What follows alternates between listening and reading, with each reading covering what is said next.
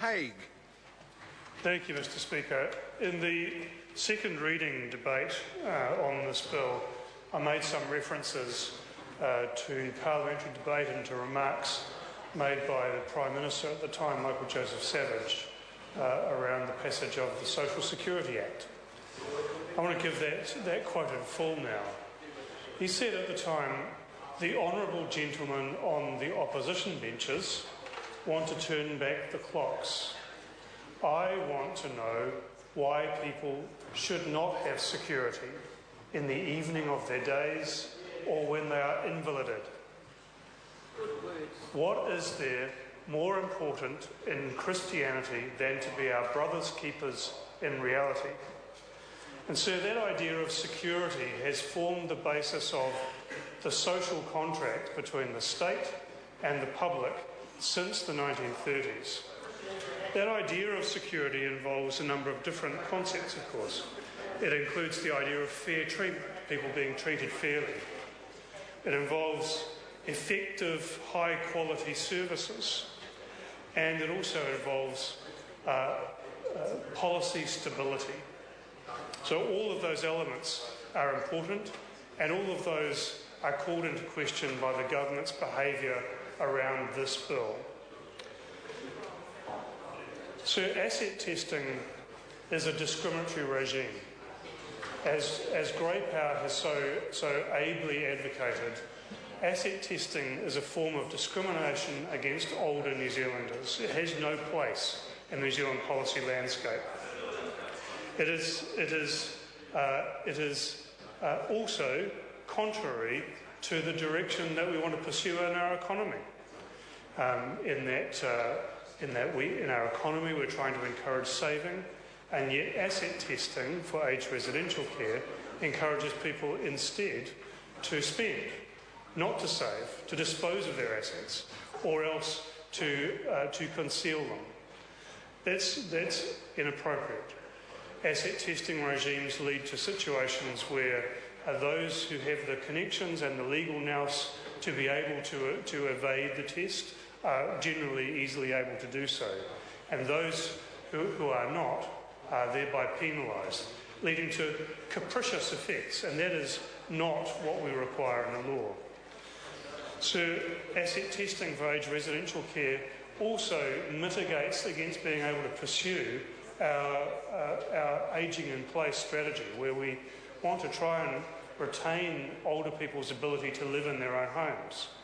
A person who needs aged residential care for a time, but is required effectively to lose their family home because of the asset testing regime, and then regains their independence, actually is no longer able to leave the rest home and to return to their family home, a situation that we would expect to occur more and more as time goes by.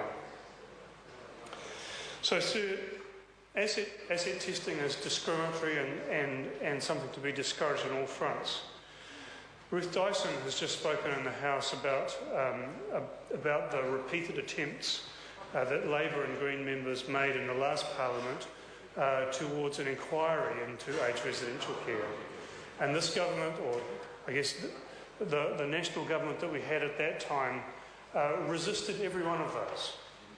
And yet the inquiry that we undertook found that wages were totally inadequate in that sector, that quality of care was totally inadequate in that sector, that training was totally inadequate in that sector.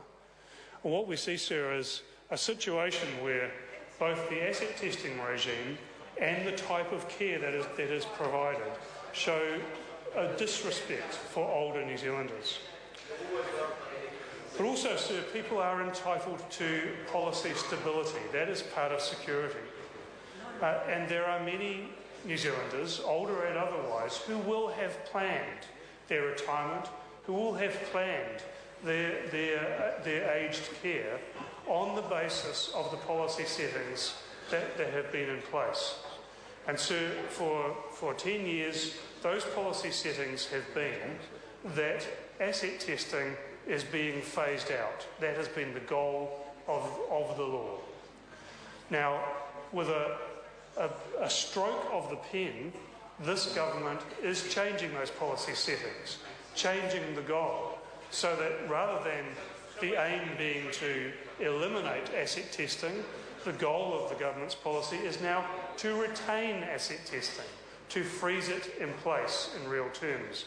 In fact, sir, that is a polar switch, and one that older New Zealanders were entitled to at least know about before it occurred, and we believe, sir, to have a say about. And in fact, I had to struggle to retain my incredulity at the comment from the Honourable Tony Ryle that he appeared to give the impression that Age, Concern and Grey Power were in some way consulted about this change before the budget was read yesterday. Sir, my understanding is that Age, Concern and Grey Power were told about what would occur approximately an hour before the budget. Now, sir, that fails every test of consultation law in New Zealand. If the government believed that those organisations were entitled to be consulted, then actually there was a whole lot more they needed to do. Now, sir, the reason behind this bill is, in fact, really to fill the hole in the government's health budget, to fill the hole that a 2% increase on last year's appropriation for health will leave.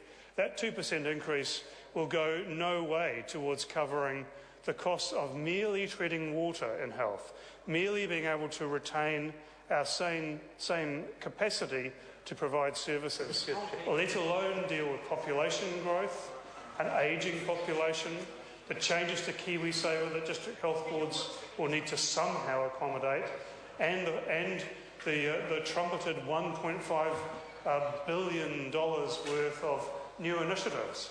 In fact, those will have to be funded entirely from savings or cut programs within the health sector, and this is one of those. So the government needs this bill to fill that hole, to compensate for the magical thinking that lies behind its health budget. That's why we've got this bill. That's why we've got this bill, sir. So they need it for that reason, and the next step in the logical chain is that they need to be able to pass it through into law without public consultation, because they know, sir, that the public is extremely exercised about the topic of asset sales and would wish to actually have their say about that matter. So they cannot afford to have this bill go before a select committee, because they know what the public would say, they know what older New Zealanders would say, and they know that it would make it a heck of a lot harder to get this bill through. So they can't afford to have it go through select committee, and that is the reason for the urgency. That is the reason for the urgency, and the July 1st commencement day for this bill is actually the end of the chain. It's not the beginning of it. This whole process is in order to allow this government to get this bill through, to fill the hole left by magical thinking in the health budget without public scrutiny. It shows a contempt for the processes of this House and a contempt for older New Zealanders. Shame on this government.